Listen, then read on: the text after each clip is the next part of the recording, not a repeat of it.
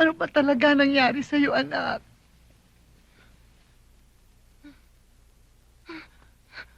Ang bag ko! Nasaan ang bag ko?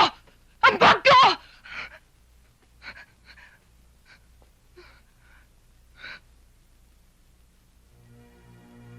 Sino siya? Bakit kami magkamukha? Ewan namin. Basta, nakita lang siya ng ate mo sa luneta. Inuwi na dito. Mabait naman siya. Siyang nag-aalaga sa akin. Kasi naman, siyang tumatayong ikaw nung wala ka.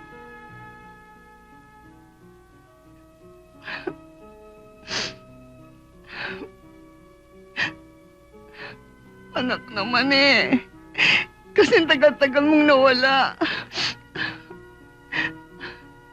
Ano ba talaga nangyari? Saan ka nagpunta? Ha? Isa rin yung mga bintana. Isa rin yung mga bintana. Baka masutayin nila ako rito! Anak, sinong sila? May humahabol ba sa'yo? Ano ba talaga nangyari sa'yo naman, anak? Ha? Ano nangyari sa'yo? Galing ako ng Japan. Pumasok ako ng katulong doon. Sino tinatakbuhan mo? Ha?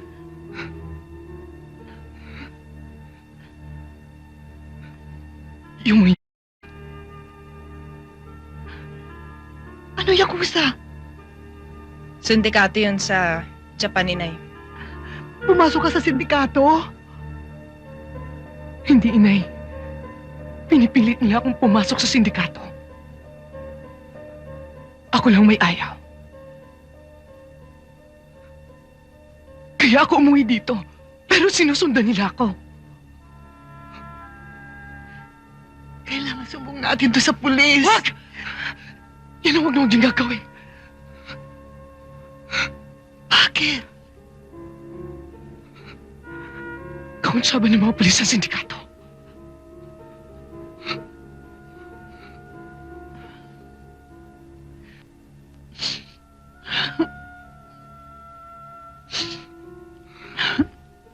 Ba't kailangan pa natin bumalik sa probinsya? Kasi nga, kailangan niya magtago. Paano trabaho ko? Makakahanap ka naman mapagtatrabahuhan doon. Inay, paano si Antero? Inay naman. Ano ba naman niya si Anita? Mula nung bumalik yan, nabulabog na ang bahay natin. Siguro mas makakabuti kung wala siya dito, tahimik ang buhay natin.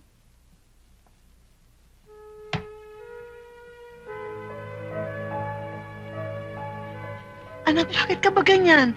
Ha? Bakit? Totoo naman eh. Tama na yan.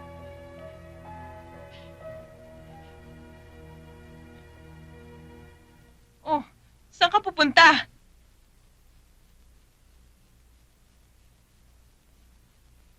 Aalis na ako.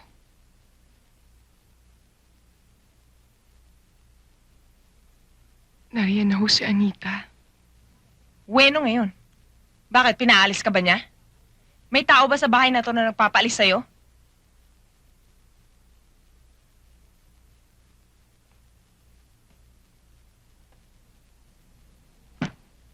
Inay, nariyan na ho si Anita. Wala na ho akong puwang dito.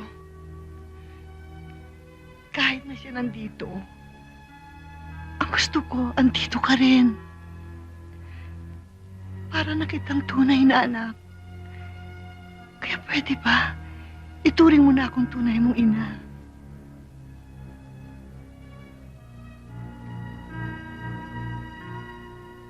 Pare, yan yung bumuhanat sa amin kanina! Pare! Pare! Pare!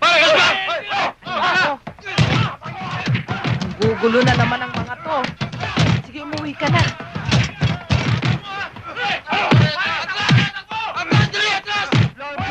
Flor, sandali lang. Ano naman kailangan nyo? Tungkol kay Anita. Nasa amin na si Anita. Please lang, Flor, oh. Importante lang talaga eh.